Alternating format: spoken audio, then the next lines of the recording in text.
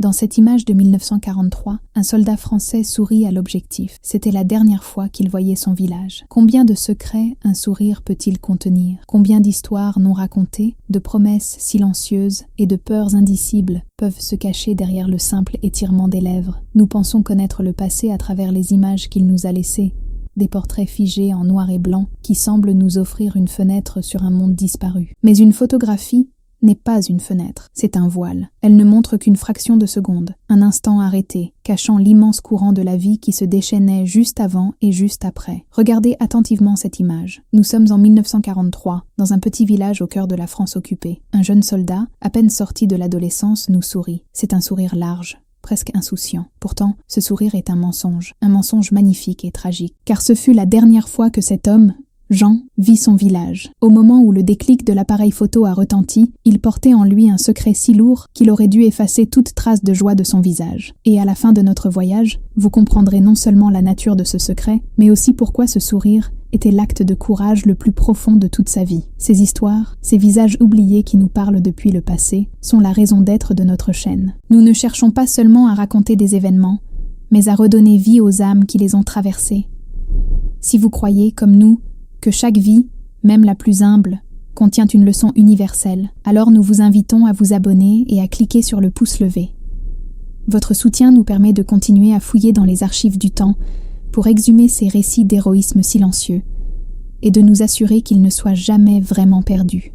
Pour comprendre ce sourire, il faut d'abord respirer l'air de 1943. La France est une nation brisée, coupée en deux, le souffle court sous le poids de l'occupation allemande. Dans le village de Jean, que nous appellerons Val d'Ombre, la vie s'est transformée en une symphonie de peur et de privation. Le son des bottes des patrouilles allemandes sur les pavés est devenu la nouvelle cloche de l'église, marquant les heures d'un quotidien fait de couvre-feu, de cartes de rationnement et de regards baissés. La nourriture est rare, le café est fait de glands torréfiés, et le silence est souvent la seule réponse prudente. Mais le pire n'est pas la faim ou le froid, c'est la méfiance. Le voisin qui regarde un peu trop longtemps, le fonctionnaire qui pose une question de trop, la peur constante de la dénonciation, de la visite nocturne de la Gestapo. Et puis, il y a le service du travail obligatoire, le STO, une loi infâme qui arrache les jeunes hommes français à leur foyer pour les envoyer travailler de force dans les usines de guerre du Reich. Partir pour le STO, c'est devenir un esclave au service de l'ennemi, une perspective pire que la mort pour beaucoup. C'est dans ce monde-là, un monde de grisaille et d'angoisse, que le sourire de Jean éclate comme une anomalie, une fleur sauvage poussant sur un champ de bataille. Val d'Ombre n'était pourtant pas un village de collaborateurs, c'était un village de survivants. Les journées étaient passées à prétendre la soumission, mais les nuits bruissaient de secrets. Des messages passaient de main en main, cachés dans des paniers de légumes. Un morceau de pain était partagé avec une famille dont le père avait été arrêté. Dans les forêts environnantes, les premiers groupes de résistants, les maquisards, commençaient à s'organiser, jeunes hommes et femmes qui avaient choisi de se battre, plutôt que de se soumettre. Jean connaissait ce monde double. Fils du boulanger, il était au cœur de la communauté. Il voyait la peur dans les yeux de sa mère, chaque fois qu'une voiture allemande ralentissait devant leur boutique. Il entendait les conversations à voix basse de son père avec des hommes qui disparaissaient pendant des jours. Il était connu pour son optimisme, pour sa capacité à raconter une blague, même quand les estomacs étaient vides. Son sourire était une ressource pour le village, un petit acte de défi quotidien. Mais sur cette photo, le sourire est différent. Ce n'est pas seulement pour remonter le moral des autres, c'est une armure. Maintenant, je vous demande de regarder à nouveau la photographie, mais plus attentivement. Détournez votre regard de Jean et observez les autres visages. Vous y verrez de la tristesse, de la résignation, de la fierté forcée. Et puis, juste derrière l'épaule droite de Jean, presque entièrement cachée par la silhouette d'un vieil homme au béret, on distingue une fraction de visage, une joue, un bout de menton et un œil. Un seul œil qui nous fixe, c'est l'œil d'une jeune femme. Elle s'appelle Élise. Et elle ne sourit pas. Son regard est d'une intensité foudroyante, un mélange de terreur, d'amour absolu et d'une détermination de fer. Cet œil est la clé de tout le mystère. Car Élise n'est pas seulement l'amour secret de Jean, elle est l'architecte du secret qu'il emporte avec lui. Ce que les villageois croient être un adieu déchirant à un fils partant pour le travail forcé en Allemagne est en réalité tout autre chose. Ce rassemblement n'est pas une fin, mais un commencement. Le départ de Jean, son uniforme, le train qui l'attend à la gare voisine, tout cela fait partie d'une mise en scène complexe, un plan audacieux et presque suicidaire qu'Élise et lui ont échafaudé dans le secret des nuits. Le sourire de Jean n'est pas destiné à sa famille, ni à ses amis. Il est destiné à l'officier allemand qui se tient hors champ, observant la scène.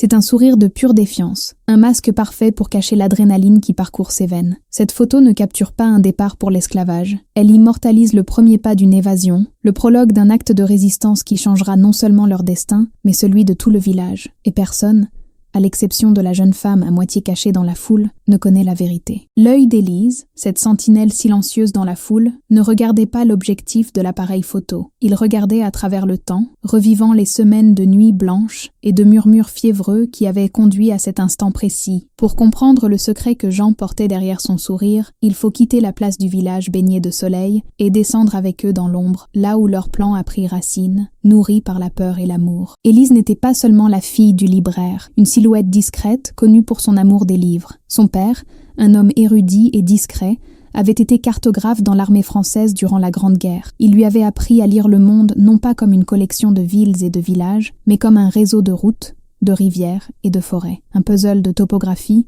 où chaque colline pouvait être une cachette et chaque ruisseau une voie d'évasion. C'est lui qui, avant d'être emporté par une pneumonie l'hiver précédent, lui avait légué ses anciennes cartes d'état-major, et plus importante encore, une façon de penser stratégique. Jean était le cœur de leur duo, la flamme visible, mais Élise en était le cerveau, la stratège silencieuse qui œuvrait dans les coulisses. Leur monde s'était effondré un mardi après-midi. Le nom de Jean était apparu sur la dernière liste des conscrits pour le STO, affiché brutalement sur la porte de la mairie.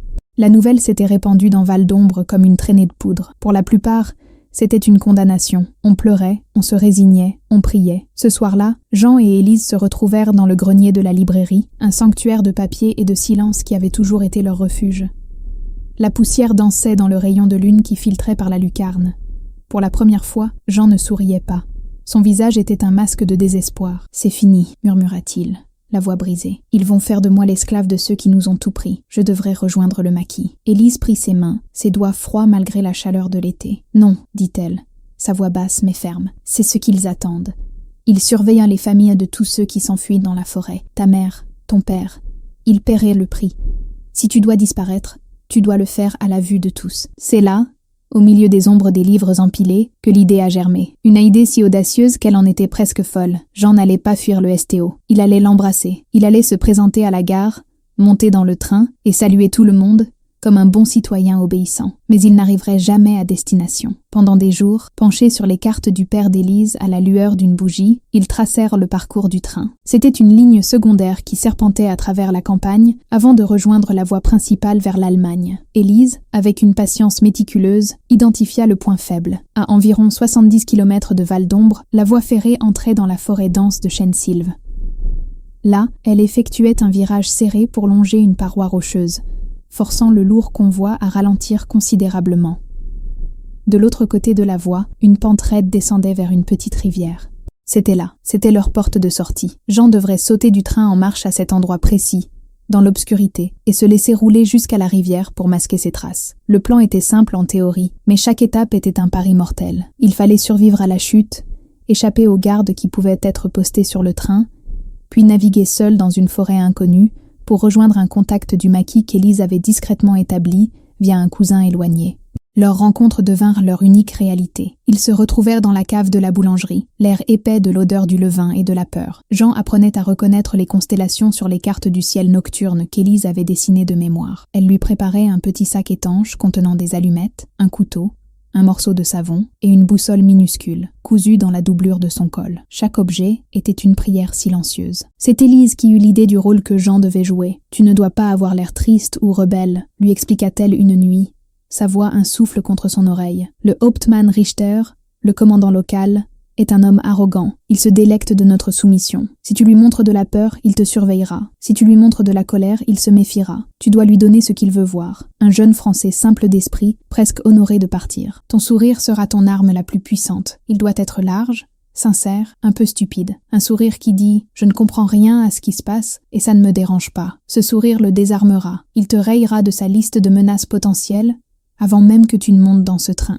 Et donc, ils répétèrent. Jean, le garçon qui avait toujours fait rire les autres sans effort, apprit à jouer la comédie de sa vie. Il s'exerça à sourire devant un éclat de miroir brisé. Un sourire vide de toute pensée, de toute rébellion. Un sourire de pur abandon. C'était la chose la plus difficile qu'il ait jamais eu à faire. Chaque soir, en quittant Élise, le poids de ce mensonge lui pesait sur les épaules. Il ne mentait pas seulement aux Allemands, il mentait à ses parents, à ses amis, à tout le village qui le regardait avec pitié et tristesse. Il les laissait croire qu'il acceptait son sort d'esclave, et chaque regard compatissant était comme un coup de poignard. Seul le regard d'Élise lui rappelait la vérité. La veille de son départ, ils se dirent au revoir dans le clocher de l'église, le seul endroit d'où l'on pouvait voir la ligne de chemin de fer disparaître au loin. Ils ne pleurèrent pas. Il n'y avait plus de place pour les larmes.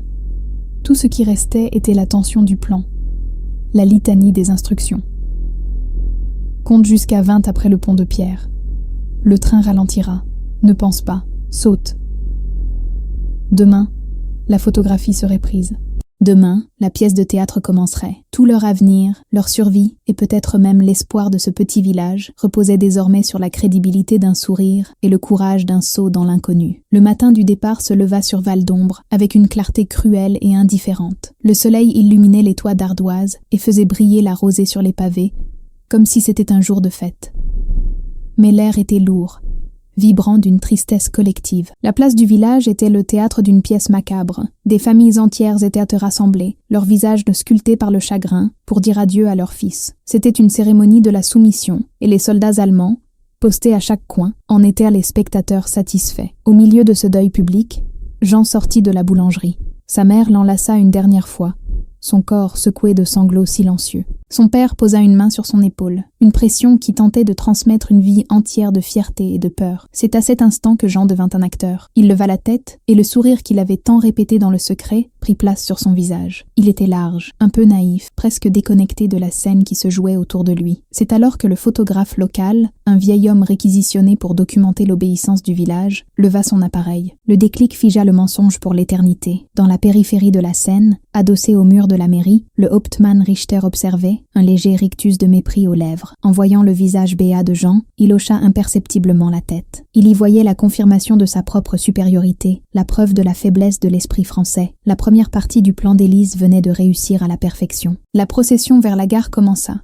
Une marche lente et silencieuse sur la route poussiéreuse. C'était un cortège funèbre pour les vivants. Les seuls sons étaient le bruit des bottes sur le gravier et les pleurs étouffés des mères. Jean marchait la tête haute, son sourire inébranlable. Il adressa même un petit salut de la main à des voisins, un geste si absurde dans ce contexte qu'il en devenait brillant. Il ne jouait pas seulement pour Richter, il jouait pour ses parents. Il voulait leur laisser cette dernière image, non pas celle d'une victime, mais celle d'un fils courageux, peut-être trop simple pour comprendre l'horreur de sa situation. C'était le seul cadeau, le seul réconfort qu'il pouvait leur offrir. Chaque pas le rapprochant du train était un pas l'éloignant de tout ce qu'il avait jamais connu. Le village, ses rues, ses odeurs, l'amour de ses parents, le visage d'Élise, tout devenait déjà un souvenir. Il était en train de devenir un fantôme dans sa propre vie. Sur le quai de la gare, la tension était palpable. Le train était là, une longue chenille de fer et de fumée, ses wagons à bestiaux attendant de dévorer leur cargaison humaine. Les portes étaient ouvertes, révélant l'obscurité à l'intérieur. Les gardes allemands criaient des ordres, pressant les familles pour les dernières étreintes. Jean serra son père, puis sa mère. « Je serai prudent », murmura-t-il, les seuls mots qu'il s'autorisa. C'était un code, une promesse. Puis ses yeux cherchèrent Élise. Elle se tenait en retrait, près d'un chariot à bagages, comme une simple spectatrice. Leurs regards se croisèrent par-dessus la foule. Aucun mot ne fut échangé, mais tout fut dit. Dans ses yeux à elle, il puisa la force dont il avait besoin. Il y vit leurs plans, leur nuit de préparation, leur espoir fragile. Son regard était un ancre dans la tempête de peur qui menaçait de le submerger. Il lui adressa un dernier sourire,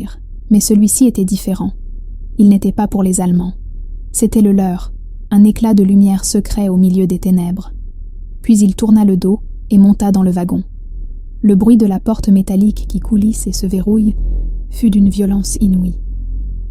Il plongea le wagon dans une semi-obscurité, coupant les jeunes hommes du monde extérieur. L'odeur de paille souillée, de sueur et d'angoisse était suffocante. Une vingtaine d'autres garçons étaient là, certains prostrés en silence, d'autres pleurant sans retenue. Dans cette intimité forcée de la peur, le masque de Jean pouvait enfin tomber. Le sourire s'effaça, remplacé par un masque de concentration intense. Personne ne lui prêta attention. Chacun était enfermé dans sa propre misère. le train s'ébranla avec une secousse brutale. Le voyage avait commencé. Jean ne s'assit pas. Il resta près de la porte, son corps se balançant au rythme du convoi. Il se remémorait les instructions d'Élise. Le plan dépendait entièrement du timing. Il devait sentir le train, devenir une partie de sa mécanique. Il ferma les yeux, écoutant le martèlement des roues sur les rails, le tac-tac régulier, qui était à la fois la bande-son de sa captivité et le compte à rebours de sa libération. Les heures passèrent. Le wagon oscillait entre l'obscurité des tunnels et la lumière aveuglante qui filtrait par les fentes entre les planches. À travers une de ces fentes, Jean regardait le paysage défiler, des champs, des fermes, des villages qui ressemblaient aux siens. Puis, lentement, le paysage changea. Les champs laissèrent place à des arbres, d'abord épars, puis de plus en plus denses. La forêt, c'était Chêne-Sylve. La lumière à l'intérieur du wagon devint striée, un stroboscope naturel créé par le passage des arbres. Jean sentit une montée d'adrénaline pure, glaciale. Son cœur battait si fort qu'il craignait que les autres ne l'entendent. Il sortit discrètement de sa poche une petite barre de fer qu'il avait récupérée dans l'atelier de son père et commença à travailler sur le mécanisme de verrouillage de la porte, qu'il avait déjà affaibli plus tôt. Les autres garçons étaient trop absorbés par leur sort pour le remarquer. Il se souvint des derniers mots d'Élise. « Quand tu sentiras le train freiner, ne réfléchis pas. Tu auras moins de 10 secondes. » Et puis, il le sentit. Un léger changement dans la vibration sous ses pieds. Un frottement plus intense. Le son des roues changea. Un long crissement plaintif qui déchira l'air. C'était le virage. C'était le moment. Dehors, il n'y avait que l'obscurité de la forêt et la promesse de la liberté ou de la mort. D'un coup sec, il fit levier. Le verrou céda. La porte s'entr'ouvrit. Un vent violent et l'odeur de la terre humide envahira le wagon. Il était au bord du gouffre. Il n'y eut pas de place pour la pensée. L'instinct prit le relais. Jean se jeta dans le vide, dans le hurlement du vent et le fracas du train. Le monde devint un tourbillon flou de vert et de brun. Il percuta le sol avec une violence qui lui coupa le souffle, son épaule heurtant la terre avec un bruit sourd. La pente était plus raide qu'il ne l'avait imaginé. Il ne courait pas. Il tombait, roulant sans contrôle dans une avalanche de terre, de pierres et de racines. Chaque choc était une explosion de douleur. Ses mains griffaient le sol, cherchant une prise qui n'existait pas. Il sentit une douleur fulgurante à la cheville, puis sa tête heurta quelque chose de dur. Des étoiles explosèrent derrière ses paupières. Enfin, la chute brutale s'acheva par un plongeon dans une eau glacée qui le saisit et le réveilla de sa torpeur. Il était dans la rivière. Le son du train s'éloignait déjà, un monstre de fer qui continuait sa route vers l'Allemagne, emportant avec lui le garçon que Jean avait prétendu être. Puis, le silence. Un silence total, assourdissant, rompu seulement par le clapotis de l'eau et le martèlement de son propre sang dans ses oreilles. Il était vivant. Contre toute attente, il était vivant. La première vague d'euphorie fut si puissante qu'elle effaça la douleur. Il avait réussi. Il était libre. Il laissa échapper un rire rauque, un son étranglé qui se transforma en quinte de toux. Mais la réalité le rattrapa aussi vite qu'une vague glaciale. Il était seul, blessé, au milieu de nulle part. La liberté avait le goût du danger absolu. Avec une immense difficulté, il se traîna hors de l'eau et s'effondra sur la berge boueuse, tremblant de froid et de choc. Il fit l'inventaire des dégâts. Son corps n'était qu'une seule et grande ecchymose. Sa cheville était enflée et lançait une douleur aiguë à chaque mouvement. Mais rien ne semblait cassé. D'une main tremblante, il tâtonna la doublure de son col. Le petit sac étanche cousu par Élise était là. Il l'ouvrit avec une anxiété fébrile. La boussole était intacte, son aiguille flottant calmement. Les allumettes étaient sèches, le couteau était à sa place. Cette petite collection d'objets, ce testament de la prévoyance d'Élise, était plus réconfortante que n'importe quelle parole. Elle était là avec lui, dans chaque détail de leur plan. Sa foi en lui était devenue son guide. Il ne pouvait pas rester là. Les Allemands découvriraient son absence au prochain comptage. Ils organiseraient peut-être des recherches. Il devait s'éloigner des voies, s'enfoncer plus profondément dans la forêt. Se lever fut une agonie. Chaque pas sur sa cheville blessée était une torture. La forêt, qui semblait être une promesse de liberté vue du train, se révéla être une prison de verdure. Les arbres étaient si denses qu'ils bloquaient de la lumière du jour, créant une pénombre perpétuelle. Le sol était un enchevêtrement de racines et de ronces qui s'accrochaient à ses vêtements déchirés. Le silence qu'il avait d'abord chéri devint menaçant.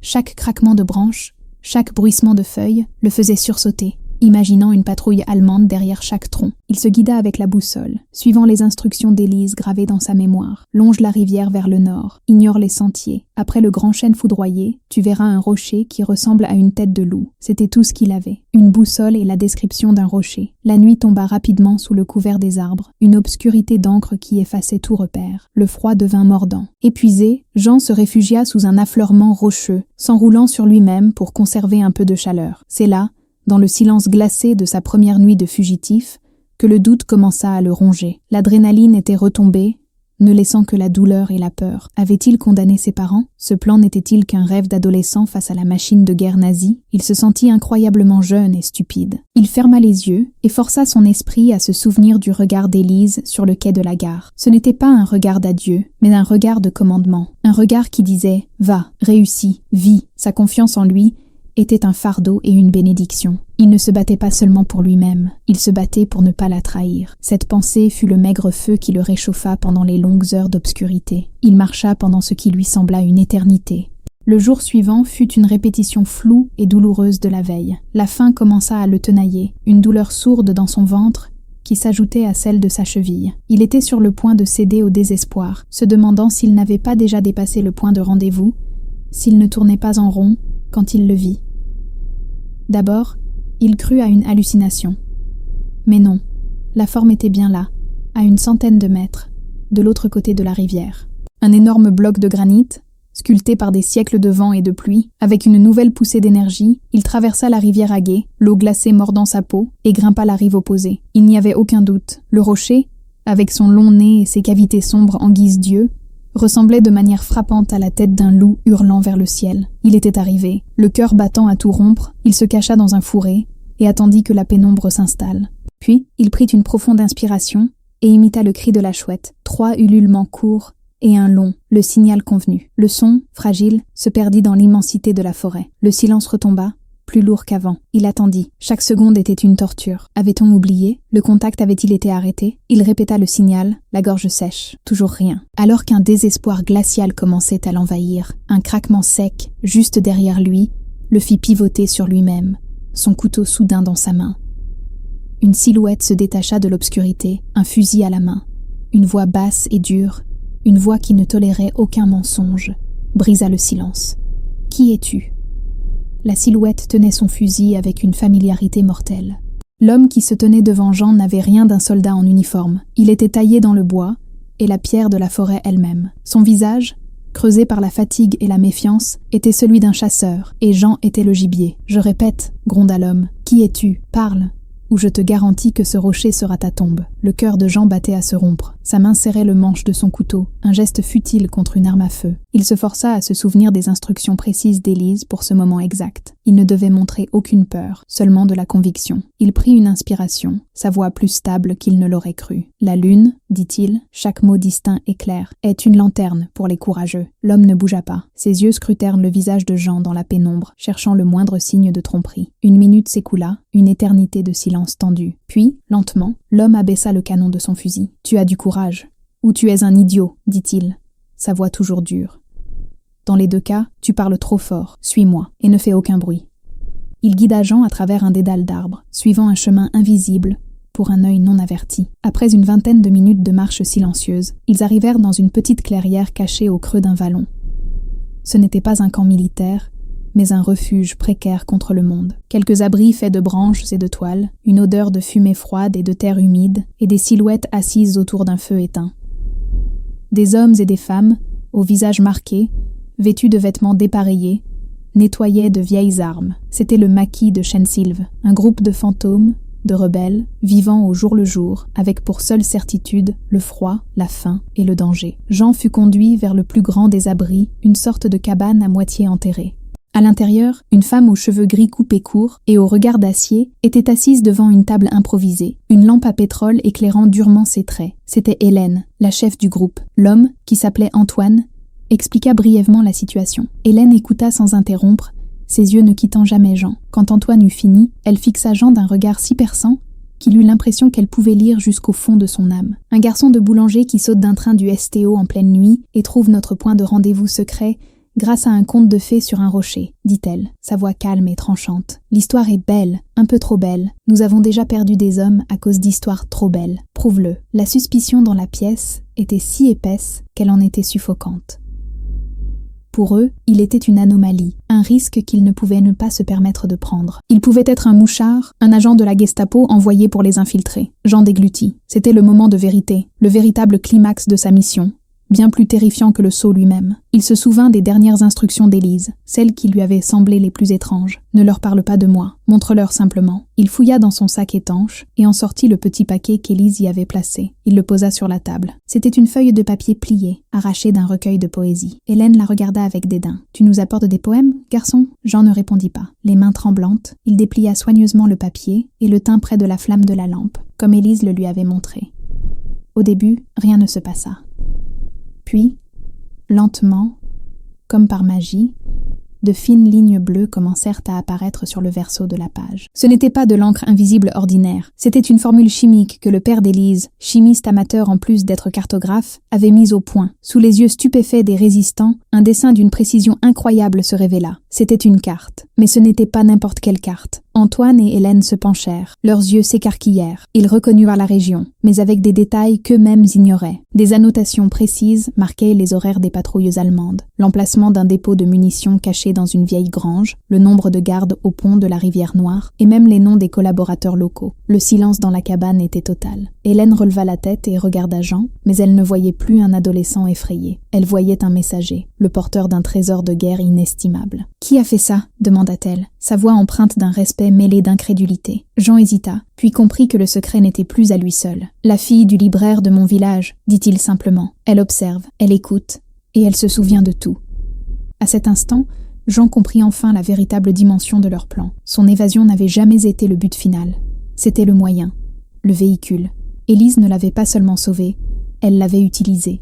Elle l'avait transformé en une arme, envoyée au cœur de la résistance pour leur livrer les informations qui pourraient changer le cours de leur lutte. Son sourire sur la photo, son saut dans le vide, sa survie dans la forêt, tout cela prenait un sens nouveau et vertigineux. Il n'était pas un fugitif, il était un soldat qui venait d'accomplir la mission la plus importante de sa vie. Hélène se leva et fit le tour de la table. Elle posa une main sur l'épaule de Jean, et cette fois, le geste était celui de l'acceptation. « Tu as accompli plus en 3 jours que certains de mes hommes en 1 an, dit-elle. Tu n'es plus le garçon du boulanger, tu es l'un des nôtres. » Elle reporta son attention sur la carte, son esprit stratégique déjà en action. Son doigt se posa sur un point précis, le pont ferroviaire de la rivière Noire. « Grâce à ça, dit-elle en tapotant le papier, sa voix vibrant d'une nouvelle énergie. Nous savons exactement quand la garde est la plus faible, et nous savons qu'un train de munitions allemand passera jeudi, à 2h17 du matin. Tu nous as apporté la clé, Jean. Maintenant, tu vas nous aider à faire sauter la serrure. » Jean regarda la carte, puis les visages déterminés qui l'entouraient. Il avait quitté son village en tant que victime. Il était arrivé dans cette forêt en tant que fugitif. Ce soir, sous la lumière vacillante d'une lampe à pétrole, il venait de renaître en tant que combattant. L'explosion du pont de la rivière Noire fut le premier coup de tonnerre. D'autres suivirent. Guidé par la précision redoutable de la carte d'Élise, le petit groupe de maquisards de Chêne-Sylve devint une épine redoutable dans le flanc de l'occupant. Chaque attaque réussie, chaque convoi déraillé, chaque opération de sabotage était une victoire posthume pour le vieux cartographe et un triomphe silencieux pour sa fille. Jean,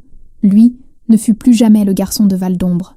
Dans le creuset de la forêt, il fut reforgé. Il apprit le silence de la traque, le poids d'un fusil, la camaraderie âpre de ceux qui partagent le même péril. Il apprit à tuer, et plus difficile encore, il apprit à voir ses camarades mourir. Ses nouveaux frères d'armes lui donnèrent un surnom, le Sourire. C'était à la fois une ironie et un hommage, un rappel constant de l'acte de tromperie spectaculaire qu'il avait amené parmi eux.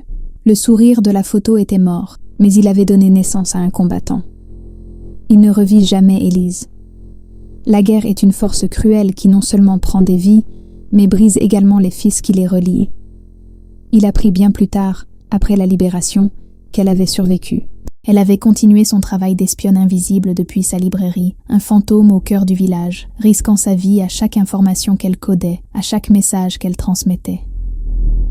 Lorsque la paix revint, le chaos de la reconstruction et les cicatrices invisibles de la guerre les maintinrent séparés. Elle vécut une longue vie à Val d'Ombre, entourée de ses livres, gardienne silencieuse d'un secret que personne au village ne connut jamais. Elle était l'héroïne que l'histoire n'a jamais nommée. Jean, lui, ne put jamais retourner chez lui. Le garçon qui était parti n'existait plus, et l'homme qu'il était devenu n'avait plus sa place dans les souvenirs paisibles de la boulangerie. Il porta le poids de sa guerre, et le fantôme de son premier amour jusqu'à la fin de ses jours, un parmi tant d'autres de cette génération sacrifiée. Et maintenant, je vous demande de regarder cette photographie une toute dernière fois. Regardez-la, sachant tout ce que vous savez. Le visage de Jean n'est plus celui d'une victime innocente. Son sourire n'est ni naïf, ni résigné. C'est un masque de guerre, un acte de défi si subtil et si profond qu'il a aveuglé l'ennemi. C'est le visage du courage à l'état pur. Le courage non pas d'affronter la mort, mais de la tromper avec intelligence. Regardez les visages des villageois. Leur tristesse est bien réelle, mais ils sont, sans le savoir,